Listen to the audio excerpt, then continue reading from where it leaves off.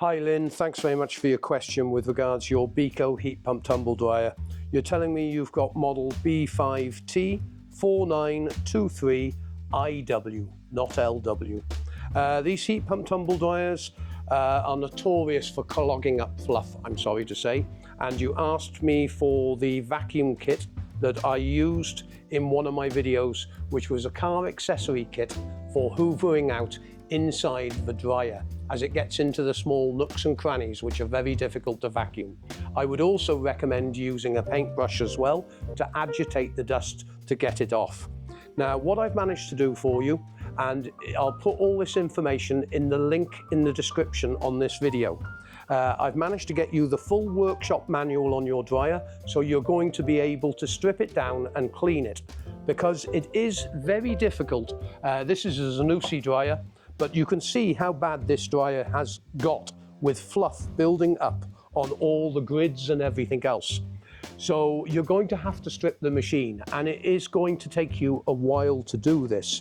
The problem with these is if you do not hoover, not only in that area and cleaning the filters, but you need to hoover inside here as well on a regular basis. This stops the dust going down into the machine and causing it to clog. I've also got you other additional information that I've put on the page as well, associated videos with this type of repair, and also the wiring diagram for future reference if you ever need it. And there's also some exploded diagrams of your dryer, and these exploded diagrams have reference numbers on them, and you can match that up to any spare parts that you need for your heat pump tumble dryer. So I've put all this information together for you. It is going to take you a while to strip the machine down, but things to be careful of. The pipes that run from the compressor, make sure you do not damage them in any way, as they're full of refrigeration gas. And if you get a leak on the system, then you've got a major problem.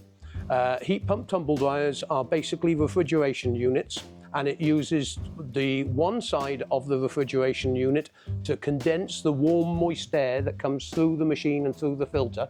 It condenses it into liquid and then transfers it via a pump into your collection tray. As the air goes through the drum at the back and comes back into the machine, it is heated with the hot side of the refrigeration process, and this is what creates the heat. If the airflow is restricted, then this is what is causing the problem. And this is a constant problem on heat pump tumble dryers. After recently traveling on my busman's holiday to Berlin, I noticed that a lot of manufacturers now are trying to improve the filtration system. But when it comes to the difference in cost between a heat pump tumble dryer and a vented or condensing tumble dryer, if the machines are only lasting 4 or 5 years, I would always recommend people to buy the vented or condenser tumble dryer, because the cost of the energy saving does not exceed the cost of the actual difference between the price in the two machines. And if these heat pump tumble dryers are going onto a landfill after 5 or 6 years or having to be recycled, there is no environmental saving whatsoever. And even the difference in energy costs does not really save you any money whatsoever when you can buy a vented dryer for £200 and a heat pump dryer may be costing you £400. That means you have to save £200 worth of energy to actually warrant the difference before you save a penny. Anyway, I hope all this information is helpful for you. Link is in the description.